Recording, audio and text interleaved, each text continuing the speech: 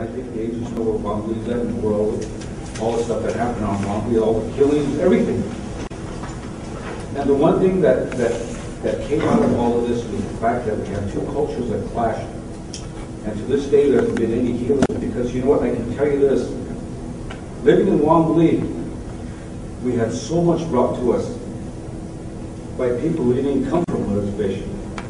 You mentioned something about people who came to the Pine Ridge Reservation. They weren't even from the reservation. A lot of them were urban Indians. I don't know where they came up with a lot of these ideas that they were going to come to Pine Ridge and try and save us. You know what? They didn't even come to Pine Ridge and save us that way. There's another side to it. And it's a travesty how there was deaths involved. And for me, coming from me, that, you know, I'm sorry that those agents were killed because they had families. Just like a lot of the Indians that were killed, they had families. I mentioned at one time we couldn't even go to school in Wambli because there's all these cars chasing each other at night time. And that was when I believe, I'm going to take away a guess that I think his name was Byron D. Surson was killed south of Wambli.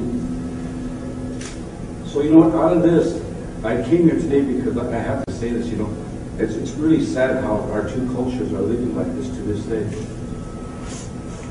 If anything, maybe you folks might think about going to the reservation and find that way to heal, because we live in that circle, and our lives are made up of the circle. And it was really sad. It was really sad for me to have to live that way, growing up in Wambli, having to say, well, you're either A or you're a goon. There's no in between. As young kids, they taught us that.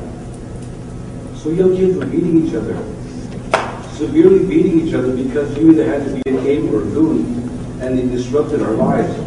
I could see changes being brought in our lives in the right way, but in those days, we was too young to understand that the way to try and bring changes was to use a weapon or to go and injure other people.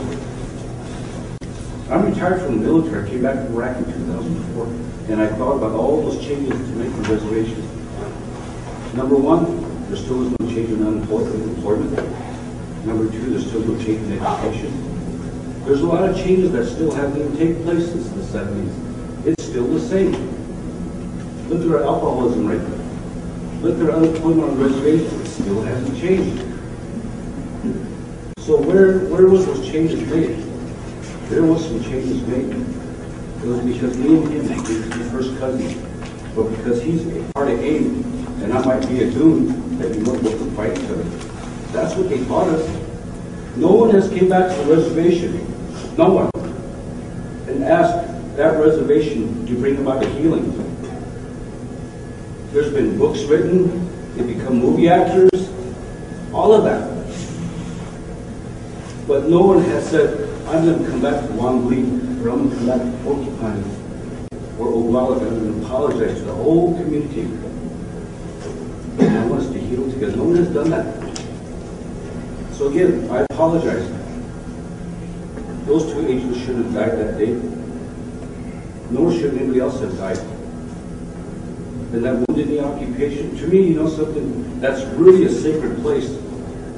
That's really a sacred place. That occupation should have been held somewhere else. If you didn't come from the reservation, from the Oglala reservation, you wouldn't understand what I'm talking about. It was done because that was the best place to pick, because it bring a lot of attention. Thank you. Well, I thank everybody for your questions and comments.